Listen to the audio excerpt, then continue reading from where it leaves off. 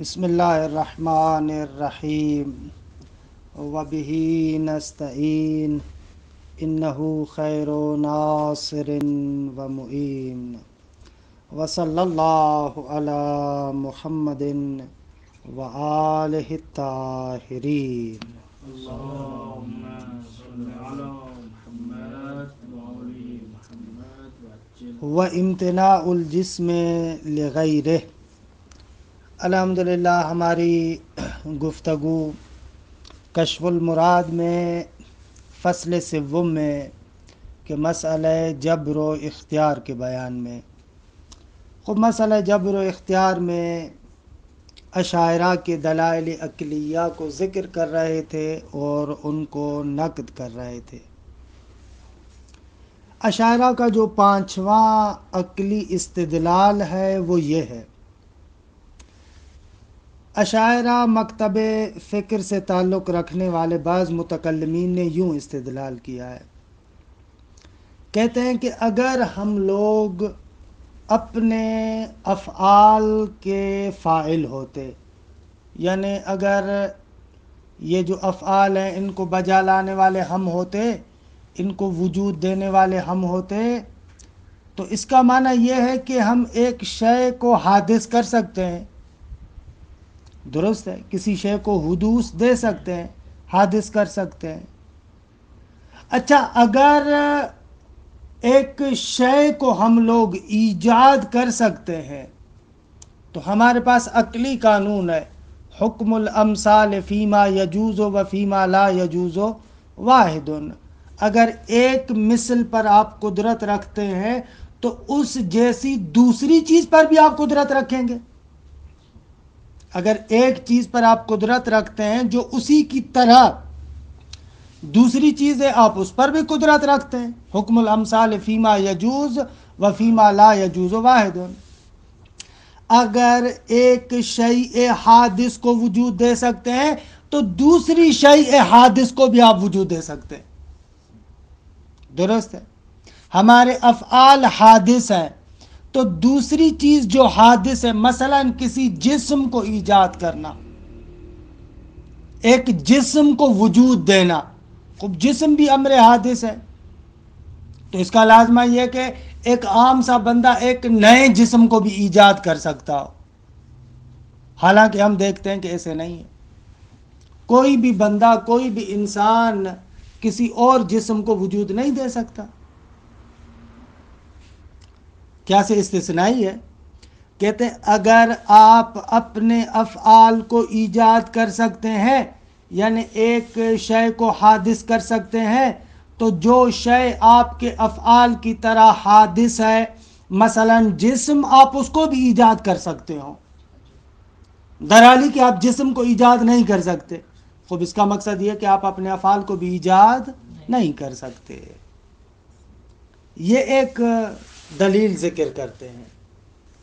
خوب ظاہر سی بات ہے کہ یہ دلیل درست نہیں ہے۔ فرماتے ہیں کہ یہ جو ہم ایک جسم کو ایجاد نہیں کر سکتے، وہ اس وجہ سے نہیں ہے کہ وہ جسم حادث ہے، جسم کے حدوث کی وجہ سے نہیں ہے کہ ہم اس کو ایجاد نہیں کر سکتے، اس وجہ سے نہیں ہے، درست ہے۔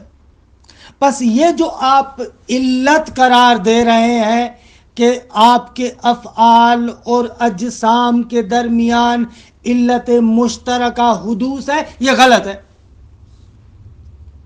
کس نے آپ کو کہا کہ یہ جو میں اپنے افعال کو ایجاد کر رہا ہوں کیونکہ یہ حادث ہے، اور ادھر سے میں جسم کو ایجاد نہیں کر سکتا حالانکہ وہ بھی حادث ہے؟ خود جسم کو ایجاد نہ کر سکنا اس وجہ سے نہیں ہے کہ وہ حادث ہے، بلکہ وہاں پر اور علت ہے۔ کسی بھی جسم کو ایجاد کرنے کے لیے فاعل مفارق کی ضرورت ہے، ایک امر مجرد کی ضرورت ہے۔ امر جسمانی دوسرے امر جسمانی کو ایجاد نہیں کر سکتا، کیونکہ علت جسمانی کے بارے میں جو معقولات اور فلسفے میں ثابت کرتے ہیں، علت جسمانی محدود ہے، مدتاً و شدتاً و عدتاً، اور علت جسمانی کے لیے معقولات میں ذکر کرتے ہیں کہ اسی وقت وہ اثر انداز ہو سکتی ہے جب اس معلول کے ساتھ وضع و محاذات رکھے. کہ فلسفے میں اس کی توضیحات عرض کی ہیں. وضع و محاذات سے مراد یہ ہے کہ بھائی ایک خاص طریقے کا آمنا سامنا ہو، تبھی ایک شیء جسمانی دوسری شیء جسمانی میں تاثیر گزار ہو سکتی ہے. مثلا یہ جو یہاں پر کولر گازی چل رہا ہے، خوب یہ کولر گازی فقط آپ کے اس کمرے کو ٹھنڈا کرے گا. خوب جو آپ کے گھر کے اندر مثلا کوئی کمرہ ہے، یہ میرا کولر غازی آپ کے کمرے کو ٹھنڈا تھوڑی کرے گا. اس کے لیے ایک خاص وضع و محاذات ہونی چاہیے، اسی محدودے تک اس بیچارے کی تاثیر ہوتی ہے. علت جسمانی کا قانون یہ ہے. اعلیٰ ایک بحث کے اندر آغا حسن زادہ آمولی حفظہ اللہ فرماتے ہیں کہ آغا تہران میں پڑھتے تھے مرحوم آغا الہی کمشہی کے پاس، جن کا قرآن مجید کا ترجمہ بھی ہے اور بھی بہت سارے ترجمے ہیں. آغا الہی کمشہی ایک تہران کے بہت بڑے حکیم، عارف اور فلسفی گزرے ہیں، بہت بڑی شخصیت تھی. آغا فرماتے ہیں کہ ہم لوگ ان کے پاس شرح اشارات پڑھتے تھے، تو علت جسمانی کی بحث تھی، وہاں پر اسی مطلب کو آغا سمجھا رہے تھے. آغا الہی کمشہی کہا کہ سردیوں کے ایام تھے، بخاری چل رہا تھا، تو اس کو سمجھاتے سمجھاتے کہہ رہے ہیں کہ دیکھیں یہ جو بخاری ہے میرے کمرے میں، یہ بخاری فقط اسی کمرے کو گرم کر سکتی ہے. جو ہندوستان میں گھر ہے یہ بخاری اسے تھوڑی گرم کرے گی. تو آغا حسن زادہ آمولی کہتے ہیں کہ میں نے شوخی میں کہا آغا یہ تو آپ کہہ رہے ہیں کہ یہ آپ کی بخاری اس کمرے کو گرم کر رہی ہے، وگرنہ یہ بخاری تو اس کمرے کو بھی گرم نہیں کر رہی. اتنی پھٹی پرانی بخاری ہے. تو علت جسمانی میں ایسے ہوتا ہے کہ علت جسمانی کے لیے ضروری ہے کہ معلول کے ساتھ وضع و محاذات رکھے، اس کے ساتھ آمنا سامنا ہو. اب نئے جسم کو ایجاد کرنے کے لیے خوب جب تک نیا جسم وجود میں نہیں آیا وہ تو معدوم ہے. خوب معدوم کے ساتھ ایک امر جسمانی کس طریقے سے وضع و محاذات پیدا کر سکتا ہے، کیونکہ وہ تو ہے ہی نہیں. لہذا علت جسمانی یہ فلسفے میں ثابت ہے، کبھی بھی مفیز وجود نہیں ہے. فاعل جسمانی جو بھی ہے وہ فاعل مفیز وجود نہیں ہے. ایک شے کو قطع عدم سے وجود میں لے کر آئے، یہ کبھی بھی علت جسمانی نہیں کر سکتی. علت جسمانی فاعل جسمانی فقط اور فقط فاعل حرکت ہے. کیا ہے؟ فاعل حرکت ہے.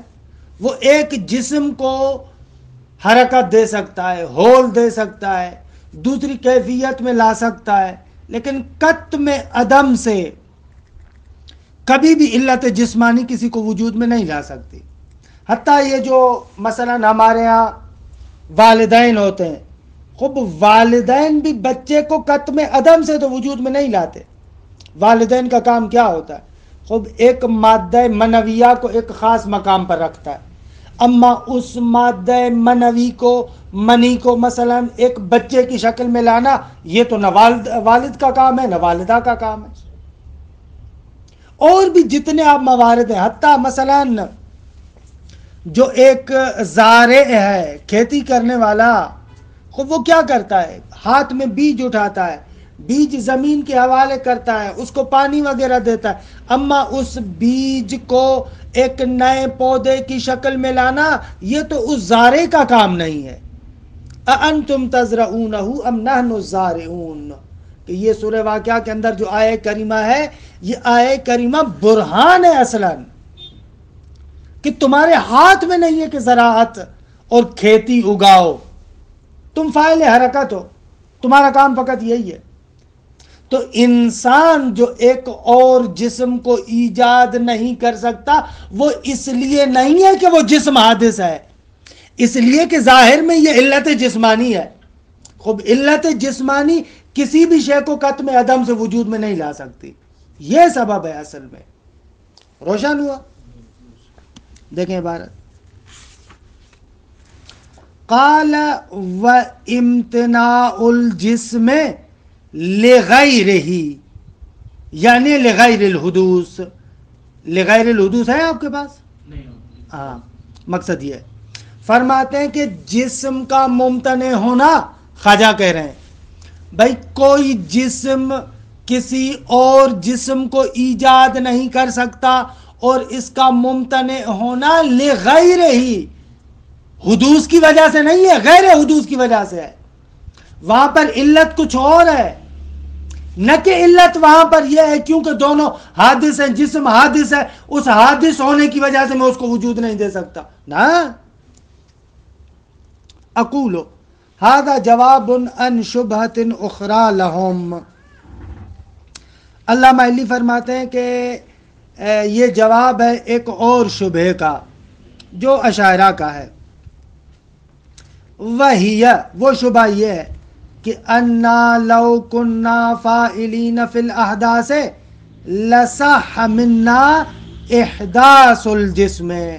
آغا اگر ہم احداث یعنی وہی افعال جو ہمارے افعال حادثہ ہیں، اگر ان افعال حادثہ میں فاعل ہم لوگ ہوتے تو لصح منا احداث الجسم، تو ہمارے لیے ممکن ہوتا کہ ایک جسم کو بھی وجود میں لا سکے، ایجاد کر سکے. درست ہے. کیوں بھائی؟ فرماتے ہیں وہ اس لیے کہ علت مشترکہ ہے. جب ایک حادث کو وجود دے سکتے ہیں تو دوسرے حادث کو بھی آپ وجود دے سکتے ہیں. علت مشترکہ ہے. حکم الامثال فیما یجوز و فیما لا یجوز واحد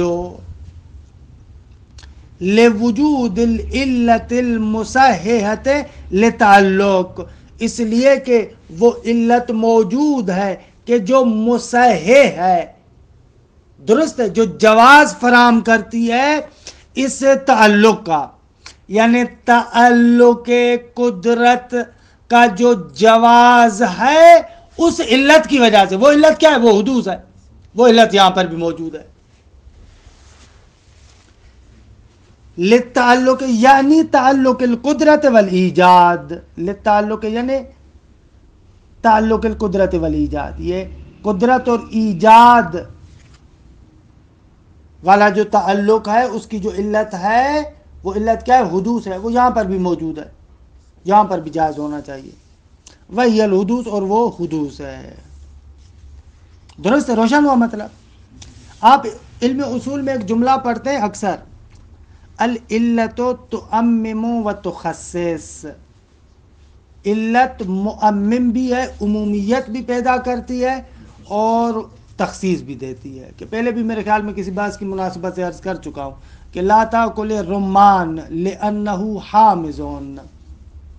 بھائی آپ کو کہہ رہے ہیں کہ یہ جو کیا کہتے ہیں اس کو، انار، آپ انار نہ کھائیں کیونکہ لانہ حامض، یہ علت ہے کیونکہ یہ کھٹا ہے. اب یہ لانہ حامض دو کام کر رہا ہے. ایک تو ہر وہ چیز جو کھٹی ہے اس کو آپ کے لیے حرام قرار دے رہا ہے، ہر وہ چیز چاہے انار ہو یا غیر انار ہو. اس لحاظ سے عمومیت ہے. مخصص اس اعتبار سے کہ ہر انار کا منع نہیں کر رہے بلکہ وہ انار جو خصوصیت سے کھٹا ہے.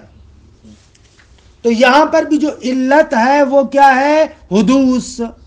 خوب دیگے اگر علت تعلق قدرت حدوث ہے تو آپ اس کو تعمیم دے سکتے ہیں، پھر جو بھی حادث ہو. حالانکہ ہوتا ایسے نہیں ہے، بہت سارے حدوثوں کو، حوادث کو، احداث کو آپ وجود نہیں دے سکتے، وہاں پر قدرت نہیں ہوتی. والجواب ان الجسم یمتنع صدورہ انا. آگا اس کو قبول کرتے ہیں کہ ٹھیک ہے کہ جسم ہم سے صادر نہیں ہوتا، محال ہے. درست ہے؟ ہم کسی جسم کو ایجاد نہیں کر سکتے، محال ہے. لیکن لا لأجل الحدوث، وہ اس وجہ سے نہیں کیونکہ جسم حادث ہے. نقطہ یہ نہیں ہے. حتی یلزم تعمیم الامتناع، تائین کہ آپ آئیں اور اس امتناع کو عمومیت دیں کہ بس جہاں پر بھی حادث ہے اس کے ساتھ میری قدرت تعلق نہیں لے سکتی. افعال بھی حادث ہیں لہذا افعال کے ساتھ بھی میری قدرت متعلق نہیں ہو سکتی. کہہ رہے نا حدوث کی وجہ سے نہیں ہے. بل انما امتنع صدورہ انا، بلکہ اس جسم یا اجسام کا صدور ہم سے ممتنع ہے فقط اور فقط اس لیے کہ لأننا اجسامون، اس لیے کہ ہم جسم ہیں. علت جسمانی دوسرے جسم کو ایجاد نہیں کر سکتی. اصل علت یہ ہے کیونکہ علت جسمانی فقط اور فقط محدود حد تک اس کی فعالیت ہے، وہ ایک شے کے اندر حرکت کو ایجاد کر سکتی ہے. علت جسمانی فاعل حرکت ہے، فاعل ایجاد نہیں ہے. مفید وجود ایک امر مجرد ہے. والجسم لا یؤثر فی الجسم علی ما مر، اور جسم کوئی بھی جسم دوسرے جسم میں مؤثر واقع نہیں ہو سکتا. علی ما مر، جیسے پہلے یہ نکات بیان ہو چکے امور عامہ کے بیان میں. روشن ہوا مطلب؟ اچھا، یہاں پر علامہ ہلی انہی کلامی مبانی کے تحت ان کے ساتھ گفتگو کرتے ہیں. وگرنہ یہ جو کلی قانون ہے کہ کوئی بھی انسان کسی جسم کو ایجاد نہیں کر سکتا، یہ خود محل تأمل ہے. ہاں، یہ جو عمومیت بڑھا رہے ہیں یہ ضروری نہیں ہے. عرفاء جتنے بھی ہیں اہل معرفت اس قانون کو قبول نہیں کرتے. البتہ اشتباہ یہاں پر یہ ہو رہا ہے کہ انسان کی حقیقت کو جسم میں منحصر کر رہے ہیں. لأننا اجسام، ایسے کہہ رہے ہیں نا کیونکہ ہم جسم ہیں. درست ہے، یہ عقلی قانون ہے فلسفی کے علت جسمانی جسم کو ایجاد نہیں کر سکتی، یہ درست ہے. لیکن یہ کہاں سے ثابت ہوا کہ لأننا اجسام، ہماری تمام حقیقت مگر ہمارا جسم ہے؟ ہماری تمام حقیقت ہمارا روح نہیں ہے؟ خب ایک روح امر مجرد ہے. اگر کوئی بندہ اس امر تجردی کے حوالے سے بہت زیادہ اقتدار رکھتا ہے تو اہل معرفت کہتے ہیں کہ حتیٰ کہ وہ بندہ ولی خدا اگر اس اپنے ارتقاء کمالات تک پہنچ جائے تو بِإِذْنِ اللہ اصلاً اس عالم کے اندر ایجاد کر سکتا ہے، نئی چیز کو ایجاد کر سکتا ہے. شیخ محی الدین ابن عربی فصوص الحکم میں ایک مقام پر گفتگو کرتے ہیں کہ العارف یخلق بہمتہ، بحث ہمت بہت ہی عظیم بحث ہے اس کی، کہ ملا صدرہ نے بھی اس کے اس مطلب کو اپنے آثار میں نقل کیا ہے کہ عارف اگر اپنے اس عالی مقام پر پہنچ جائے تو جیسے آپ اپنے نفس کے اندر صور ذہنیہ کو ایجاد کرتے ہیں نا، آپ اپنے ذہن کے اندر صور ذہنیہ کو ایجاد، تو ابن عربی کہتا ہے کہ کبھی کبھار عارف ولی خدا اس مقام پر ہوتا ہے جیسے آپ اپنے ذہن کی حد تک صورتوں کو ایجاد کرتے ہیں، وہ عالم خارج کے اندر اشیاء کو ایجاد کرتا ہے باذن اللہ. باذن اللہ خدا کے ساتھ کوئی شریک نہیں بنا رہے. نعوذ باللہ، نعوذ باللہ، کہ کوئی بندہ آ کر کہے کہ شرک ہو رہا ہے. نہ نہ نہ بھائی، کیسے آپ اپنے نفس کے اندر صور ذہنیہ کو ایجاد کرتے ہیں؟ باذن اللہ ہے وہاں پر بھی. اسی طریقے سے اگر ایک انسان عارف ولی خدا اپنے مقام کے لحاظ سے بالا تر چلا جائے تو وہ کر سکتا ہے. العارف یخلق بہمتہ، بھلے خلق کر سکتا ہے.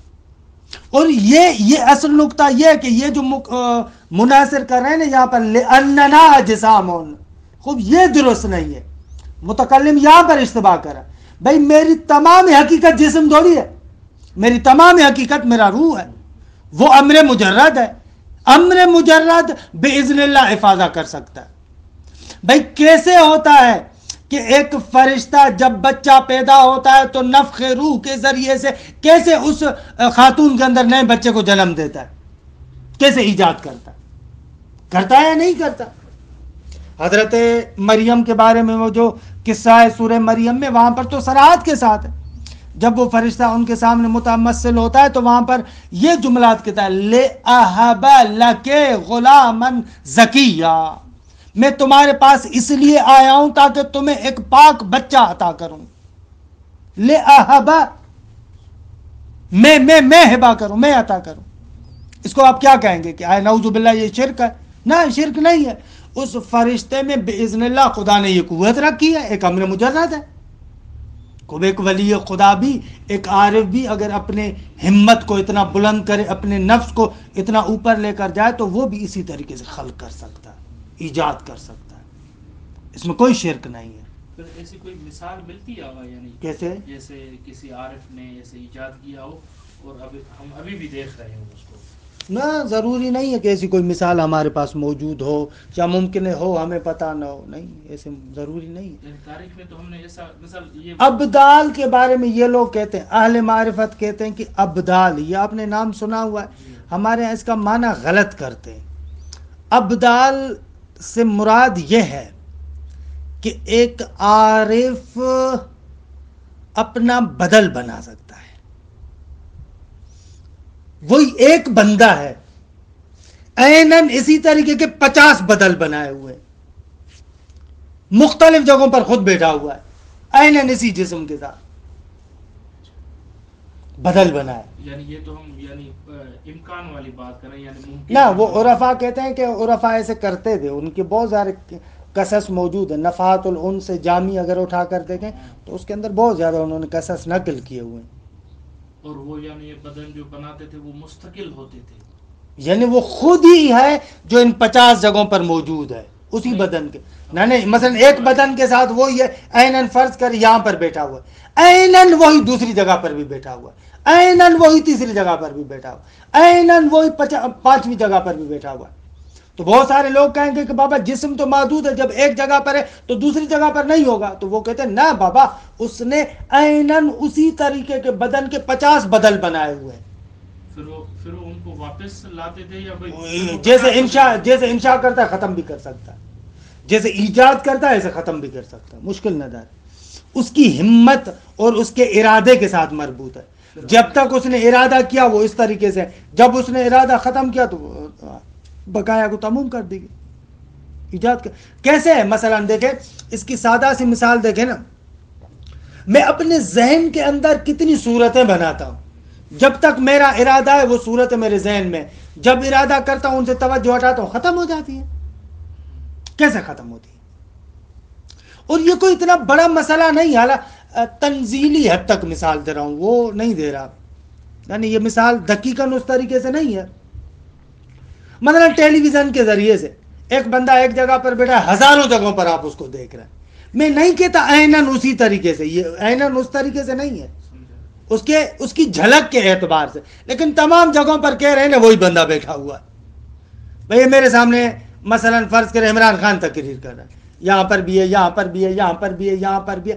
عیناً مثال اس طریقے سے نہیں ہے، میں جانتا ہوں مثال کوتاہ ہے، غلط ہے، یہ درست نہیں ہے.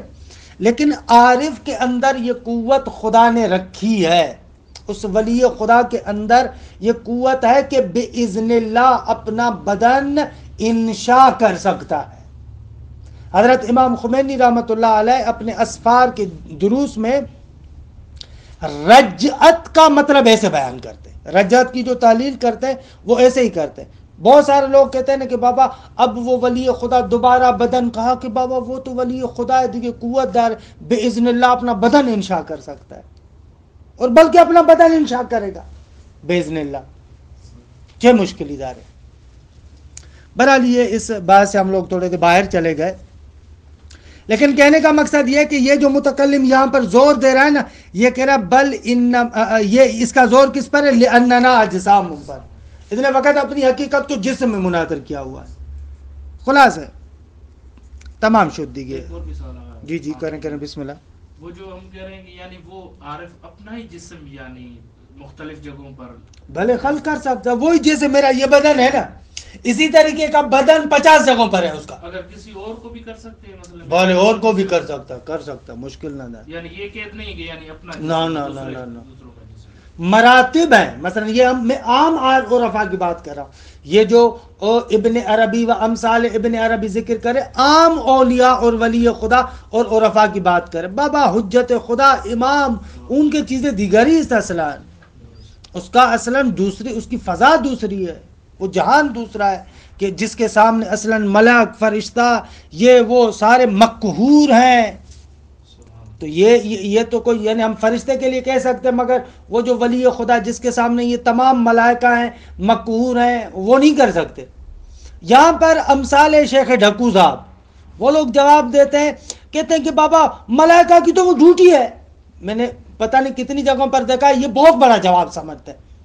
ان کی ڈیوٹی تھوڑی ہے. اے بابا بات ڈیوٹی کی تھوڑی ہے کہ بیٹھ کر ہم یہاں پر یہ کہہ رہے ہیں کہ ان کی ڈیوٹی ہے یا فلاں کی. ہم کہہ رہے ہیں کہ پروردگار عالم کا یہ جو سسٹم ہے، یہ جو کہا گیا ہے کہ ملک ان کے سامنے خاضع ہے، یہ جو کہا گیا ہے کہ ملک کے لیے بھی وہ واسطہ فیض ہے، یہ کیا اعتباری چیزیں ہیں؟ یہ ڈیوٹیاں لگی ہوئی ہیں، جو وہاں پر ڈیوٹی ہے وہاں پر ڈیوٹی ہے. یہ جو فرشتہ آتا ہے امام کے پاس اور کسی بھی امر کو انجام دینے سے پہلے، اصول کافی کی روایت ہے کہ امام سے اذن لیتا ہے، یہ کیا ہے؟ یہ تشریفاتی باتیں ہیں. یہ اس فضا کو سمجھتے نہیں ہے. پھر اس طریقے سے نہ ان کی تو ڈیوٹی ہے، امام کی کون سی ڈیوٹی ہے؟ واہ بھائی واہ، تم نے عجیب جہان بنایا ہوا ہے ایسے. خود دیکھیے ایک اور نقطے کی طرف آئے، دوسرا استدلال ان کا. اشاعرہ کا ایک اور استدلال وہ یہ ہے کہ وہ کہتے ہیں کہ آغا اگر انسان اپنے فعل کا خالق ہو، درست ہے، تو جو فعل اس نے پہلے انجام دیا ہے عیناً اسی طریقے کا فعل دوسری مرتبہ بھی انجام دے پائے. جو اس نے پہلے فعل انجام دیا ہے عیناً اسی طریقے کا بعد میں بھی فعل انجام دے پائے. حالانکہ ایسے نہیں ہوتا، تھوڑا بہت فرق ہوگا.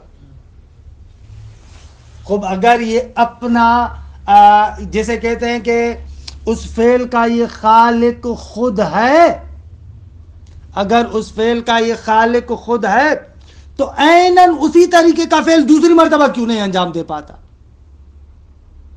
تو اگر خود خالق ہے تو عیناً دوسری مرتبہ بھی اس طریقے کا فعل انجام دے پائے.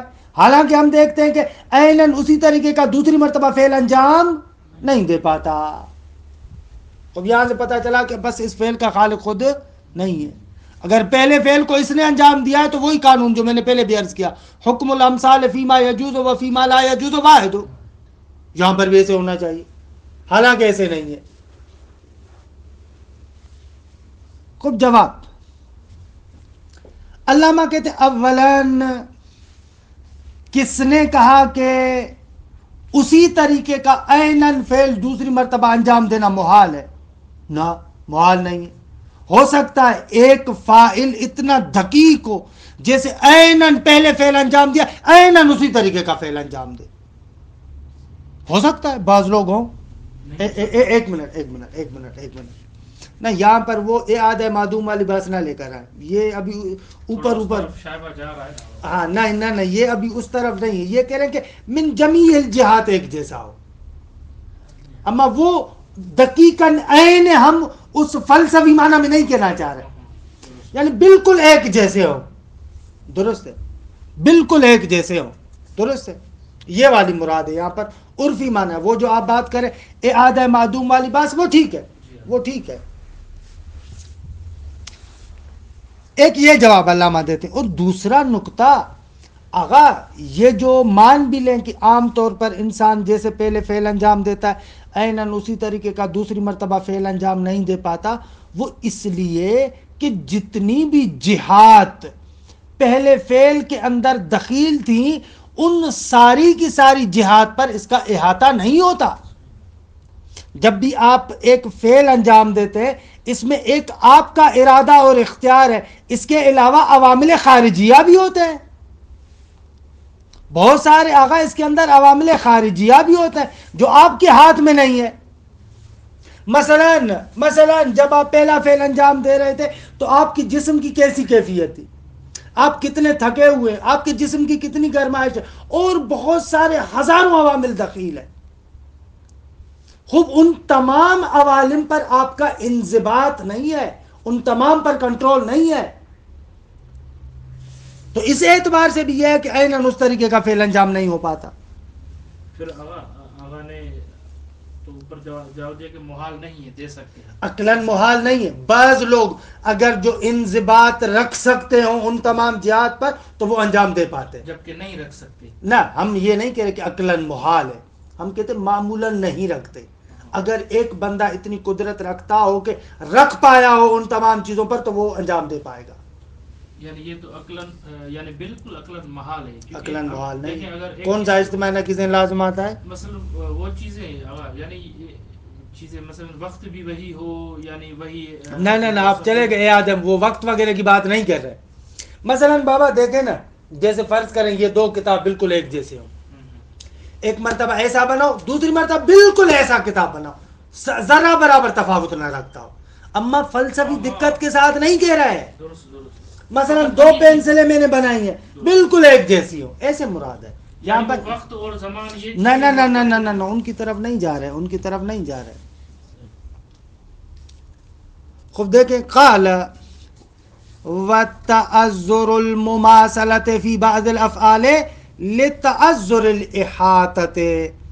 آغا بعض افعال میں جو مماثلت پیدا کرنا محال ہوتی ہے وہ اس وجہ سے کہ ان تمام جہات پر احاطہ کرنا محال ہوتا ہے، ہمارے لیے مشکل ہوتا ہے. محال عادی کہہ رہے، مشکل ہوتا ہے. اقول هذا جواب عن شبهة اخرى ذکرها قدماؤهم، قدماء اشاعرہ نے ذکر کیا یہ شبہ.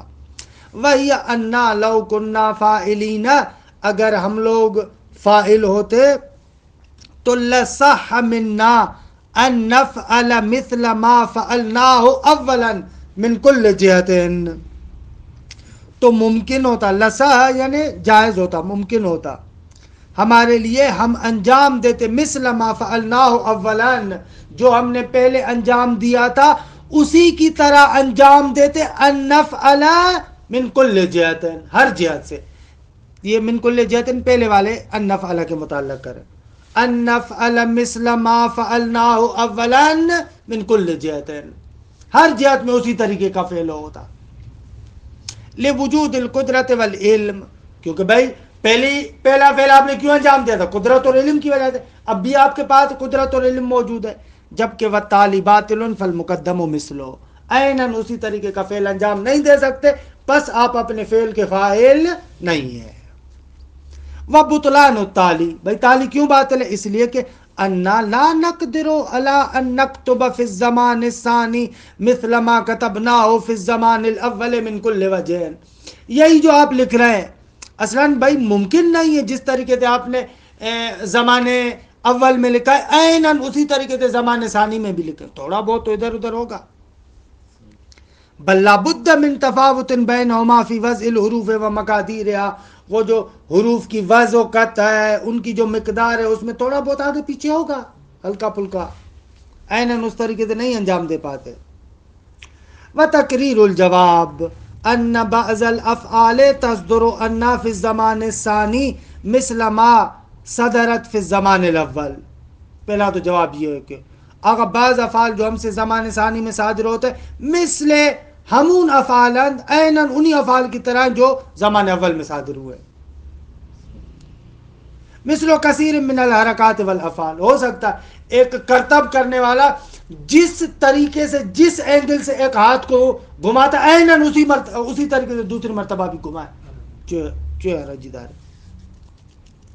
بعض میں ممکن ہے ان بعض الافعال، بعض افعال میں ہو سکتا ہے وبعضها يتعذر علينا في ذلك، اور بعض دوسرے افعال ہیں ان میں ایسے نہیں ہو پاتا ہم سے.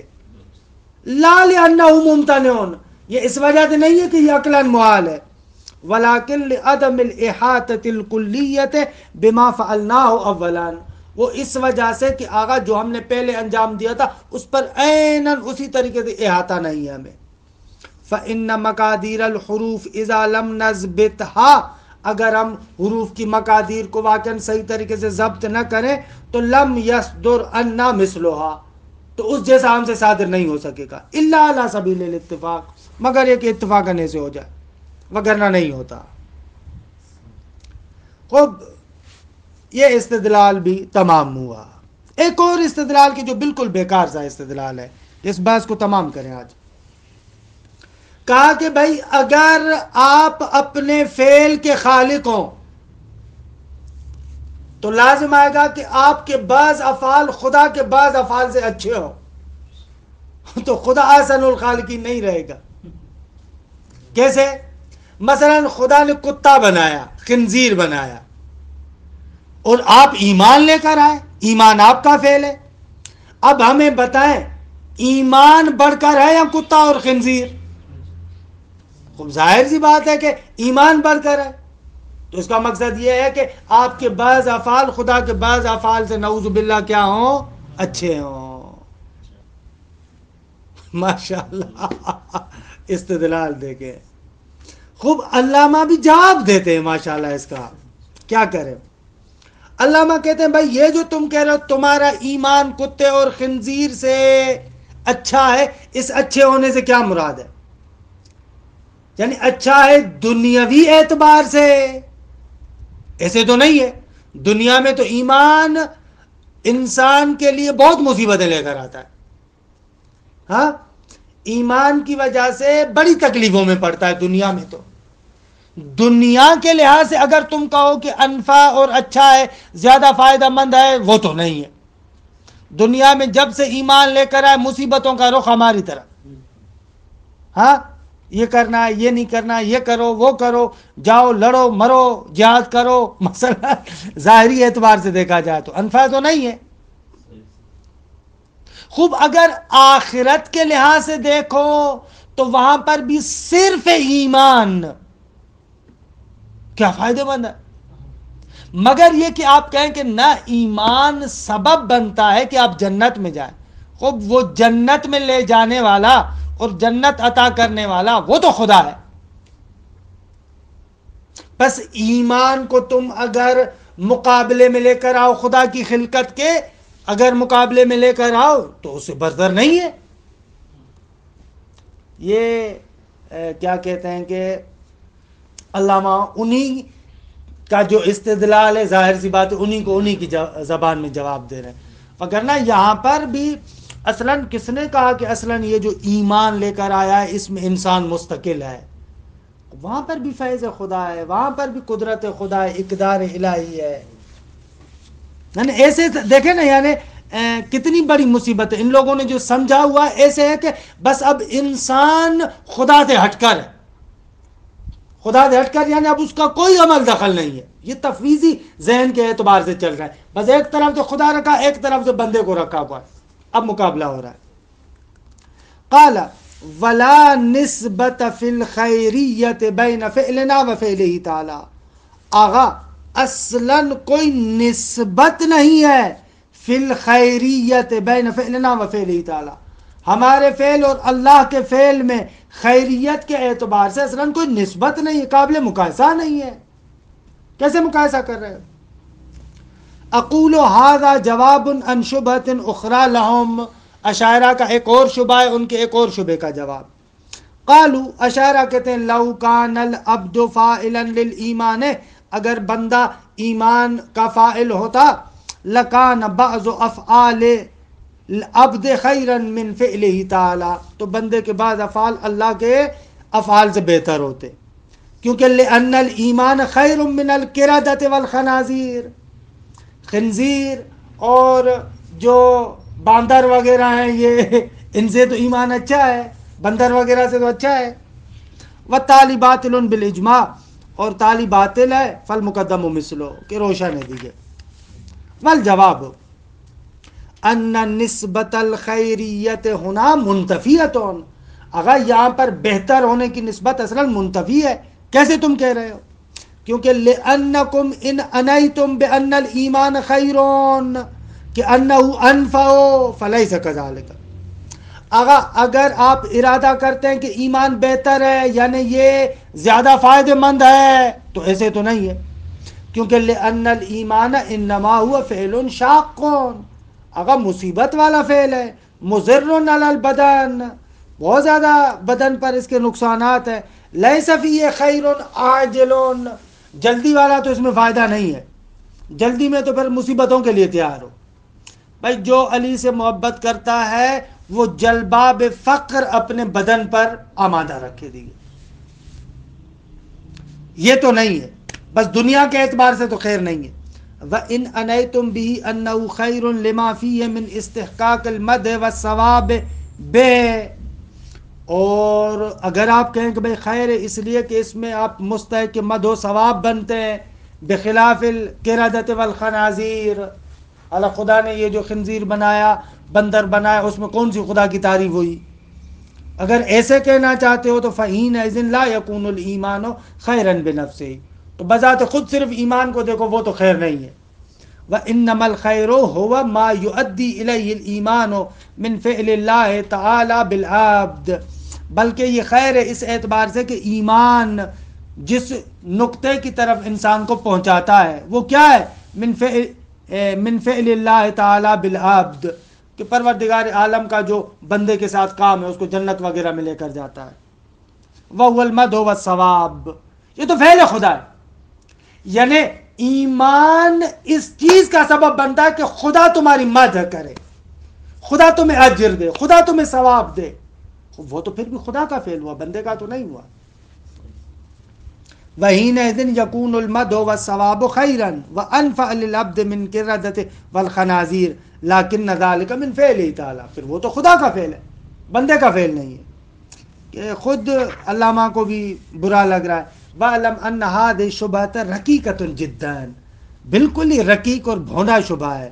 وَإِنَّمَا أَوْرَدَهَا الْمُصَنِّفُ هُنَا، مصنف نے اس کو یہاں پر ذکر کیا، لِأَنَّ بَعْضَ الثَّنَوِيَّةِ، مجوسی تھے بعض، اورد هذه الشبهة على زرار ابن عمرو، زرار ابن عمرو پر یہ شبہ انہوں نے القاء کیا، فَأَذْعَنَ لَهَا، شبہ کے سامنے سرنڈر ہو گیا، جواب نہیں بن پایا، وَالْتَزَمَ بِالْجَبْرِ لِأَجْلِهَا، اور اسی وجہ سے وہ جبری بن گیا، تو کیونکہ اس کا تاریخی پس منظر تھا لہذا انہوں نے اس کو ذکر کر دیا۔ 2 منٹ فقط دے۔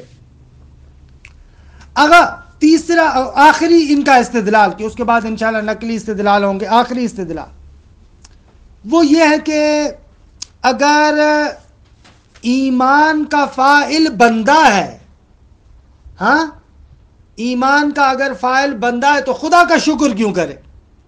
بھائی فعل میرا، شکر خدا کا کیوں کروں؟ اگر ایک کام میں انجام دوں گا تو شکر راستے والے کا کروں گا کیا؟